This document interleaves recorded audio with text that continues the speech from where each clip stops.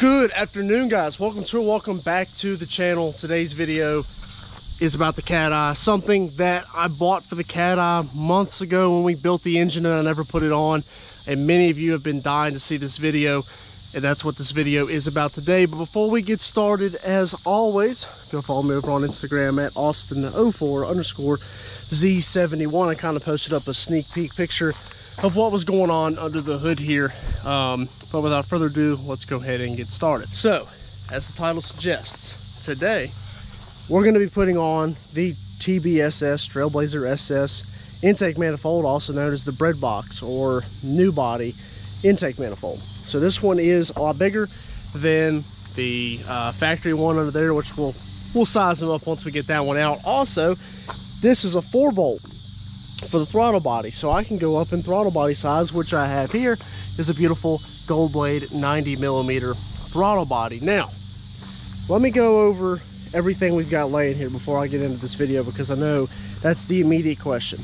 I'm going to help you out.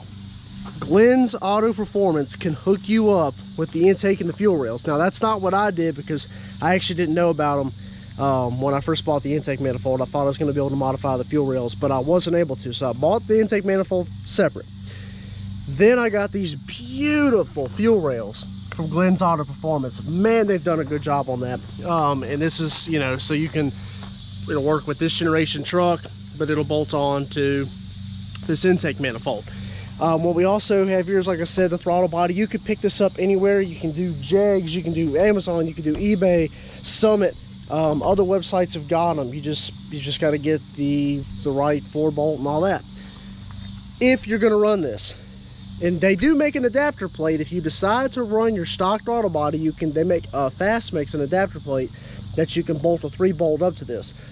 But if you decide to do the big throttle body, you're going to need this, and this is the Xlink Harness. Now, this adapts the plug here on the throttle body to the one that's going to be found in your truck and helps it work properly. So you're going to need that if you decide to do the bigger throttle body. Now, I have these sitting out on the table because if I didn't put them out on the table, Lord knows I'd never hear the end of it in the comments section. These are the bigger injectors for the truck that we never ended up using. Now, I'm not going to get into the plans for the truck today. I set these out here so people knew I had bigger injectors, but they're not going in when we put this intake manifold in, because that would require tuning and a dyno. We don't have that today, so we're going to run the stock injectors for now.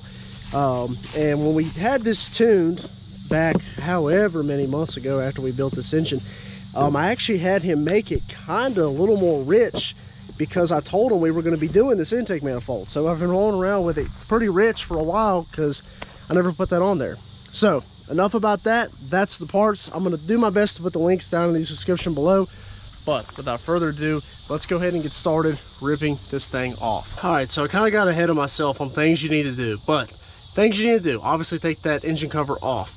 Next thing you need to do, unbolt the wiring harness that runs on the top of it off.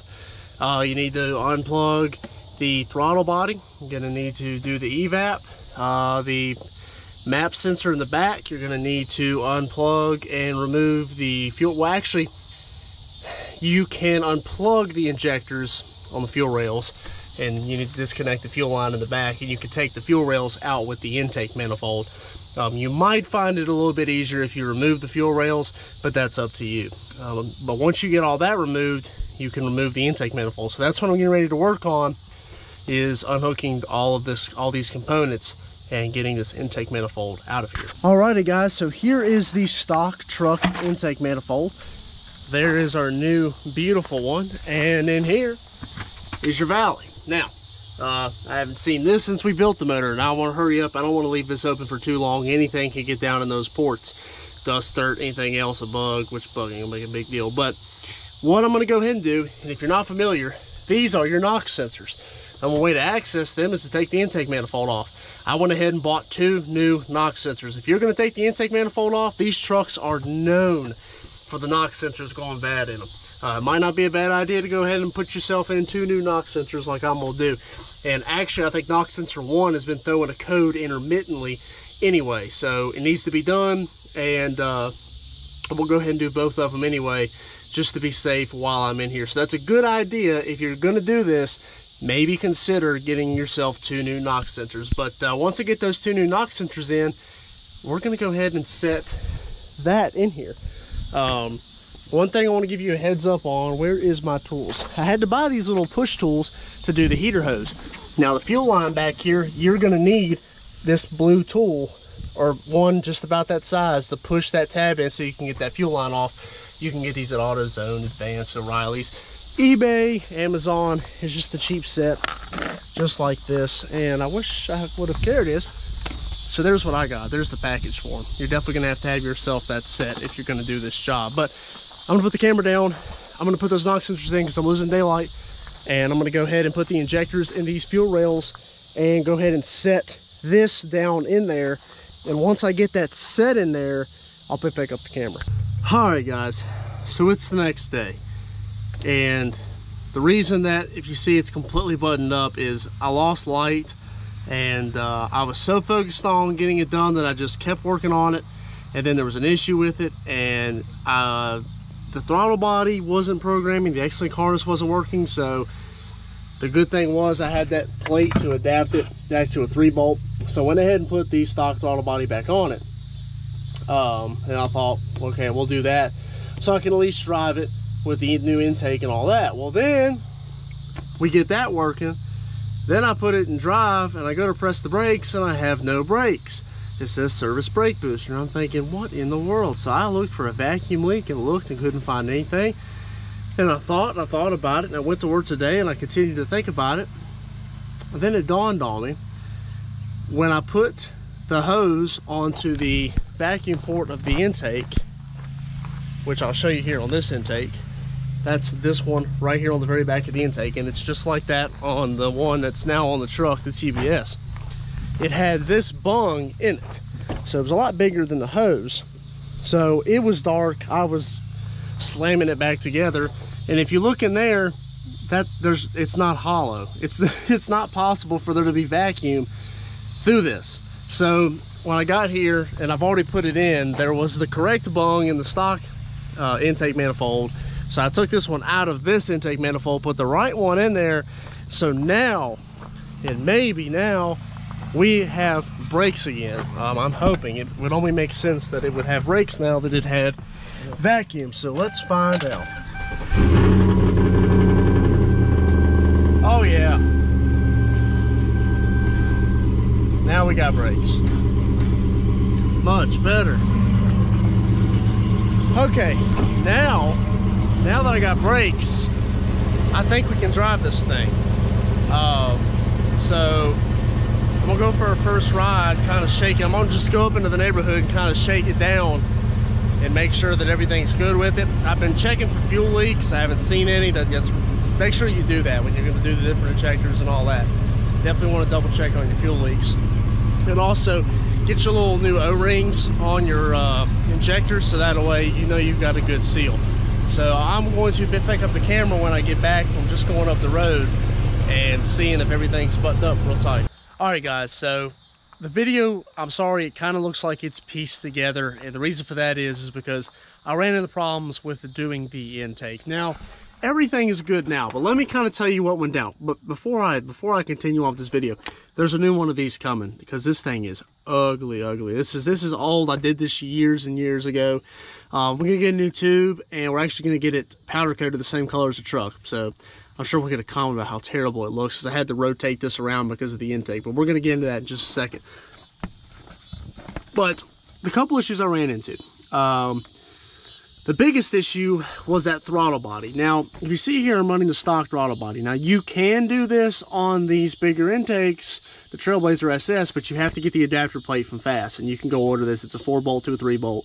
If you do not want to fool with getting the Xlink harness and the throttle body, you can do this. This is very cheap. I think it's only like 40 or 50 bucks for that piece, and you can bolt the throttle body right up. It's cheaper than doing a $100 throttle body and a $250 harness. Now, the problem is that throttle body was not working. The Xlink harness, either there's a problem with the harness or there's a problem with the throttle body. And unfortunately, I have not had time to call Xlink and talk to them about it. I'm sure it's something with an issue in either one of those products. and I'll work to getting that resolved. But I want to go ahead and get this video out. So the throttle body thing is coming soon, but what I want to note is this thing runs so much better with this intake manifold. It really did make a difference. Now, the biggest difference we're going to see, we're going to have to take it back to the drag strip. I don't know if you guys saw that video. We kind of have got our baseline number. And so I want to go back and see if we improved any with the intake manifold, and that'll tell us if we really saw improvement. So that was really the main problem, was that issue. I've got to do a line for the evap line, and that's not a big deal. I've already bought the inline. You have to do an inline one. So I'll just get the hose to run an inline evap, and that'll be all fixed up there. That won't be an issue. That's going to be really easy to do. The cold air intake, I had to rotate this around so that way it would fit to, because the way the intake manifold's a little bit taller, it's the one way I could get the tube to sit on here. So you may have to think about doing that. I do not think this would work with a stock airbox. I will say that. I don't know if it would, because especially if you do this plate, you're going to push it out further. You may run into issues with clearance on if you still had your clutch fan here, or there might be another piece on that intake. So I would recommend probably having a cold air intake if you were going to do this. I would hope you would already have a cold air intake if you decided to do this anyway, but I just wanted to throw that in the video. I've put about 200 miles on it since I've done this. Everything's working good. The fuel rails from Glenn's Auto Performance are doing just fine. No problems there. The intake manifold's just fine. Everything's good fixed with the vacuum now. It's sealed up nice. It fits nice. No complaints there. So everything worked out great. And yes, I definitely felt a difference, but really the drag strip is going to tell us the real difference on what we truly gained. So if you got any questions, feel free to DM me on Instagram. Comment section's not always the best way to go. My Instagram's at Austin04_Z71. DM me there. I'll do my best to answer any questions. I'm going to put the links down in the description below. If this is an old video, those links might not be good. But you can go and look up Trailblazer SS intake manifold on eBay, Amazon, anywhere online, and you're going to find it. And the throttle body, you can find a 90mm throttle body everywhere. It's just a 90mm Corvette throttle body. And Xlink, just look up Torque Rush. Like I said, everything's going to be linked in the description below, but just in case the links go bad, that's where you find this. And the fuel rails, Glenn's Auto Performance. Now, give you a little bit of a heads up, you can get all this from Glenn's Auto Performance, like the intake manifold, the fuel rails. And actually what I might do, I might just link it all down from Glenn's Auto Performance, because it would have been a lot easier if I would have known that he sold it all in one package. So I'll do that instead. So like I said, got any questions, go hit me up in the DMs. I appreciate you guys sticking with me through the video. I know it was kind of chopped up, but it's in here, it works, so yes, you can do it. We really ultimately didn't have any real problems that prevented anything from happening. Like I said, thankfully I had that plate and I went ahead and was able to run the stock throttle body on here. So the biggest things you're going to need either the bigger throttle body and the Xlink, or the adapter plate and your stock throttle body. The manifold, you're going to need new manifold gaskets. Do not reuse those gaskets. And the Glenn's Auto Performance fuel rails. And you can use your stock LM7 injectors, or you can use bigger injectors, whatever you so desire. Remember, if you're going to use bigger injectors, you're going to need a tune. Everything else goes up like it should. I'm going to have to do a little bit of work on the harness here and try to clean that up and make it look a little more neat. Another thing to note, your engine cover is not going to go back on this intake manifold, so you're going to have to get rid of that Vortec engine cover. It's not going to bolt back up to this. So those are the biggest things to note. I appreciate you guys watching. Hit the subscribe button if you haven't already. Check out the other videos on the channel. Like I said, more videos coming soon on the throttle body and what we end up figuring out about that. Take care. Have a great day.